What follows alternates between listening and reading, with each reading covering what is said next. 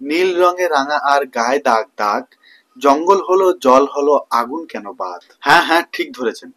আজকে কথা বলবো অবতার মুভির থার্ড পার্টের ট্রেলার নিয়ে। হ্যালো বন্ধুরা, আরেকটা নতুন ভিডিওতে আমি কুমারেশ আপনাকে জানাই স্বাগতম।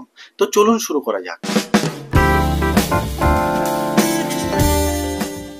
সেই ইতিহাসের নীল চাষ থেকে নীল রং নিয়ে মাখামাখি শুরু হয়েছিল, আর আজও জেমস ক্যামেরন নিজের আবতার মুভির মাধ্যমে সেটা বহাল রেখেছে। এইটা আমরা জানতাম। পার্ট 1-এ আমরা দেখলাম প্যান্ডোরার জঙ্গল, জাদু আর নীল মানুষ। পার্ট 2-এ আমরা দেখলাম নীল সাঁতারু। আর এবার পার্ট 3-তে আমরা দেখব কিভাবে আগুনের ব্যবহারে নীল রঙের স্যুপ তৈরি করা যায়। कैसा लगा मेरा मजाक? সিনেমার হিরো মানে জ্যাক আগের পার্টে খেলেছে জল নিয়ে, এবার খেলবে আগুন নিয়ে। মানে সিদ্ধ হয়ে কোথা থেকে বেরোবে কে জানে। মুভির নায়ক নায়িকার পার্ট 2 এর কান্নাকাটি থামেনি, ঠিক করে চোখে জলটাও শুকায়নি।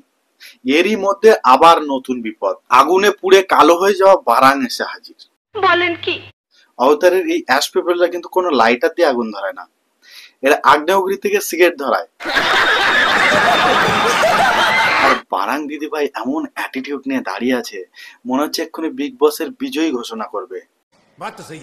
আর পুরস্কার পুরো প্যান্ডোরা পুড়িয়ে ছাই করে দেওয়া। Oh my god! লোয়াক বাবার কথা শুনতে চায় না, নেত্রী সবসময় রাগে ফুঁসছে, আর টেলারের স্পাইডার সে তো ভাবছে সে নীল টিকটকার।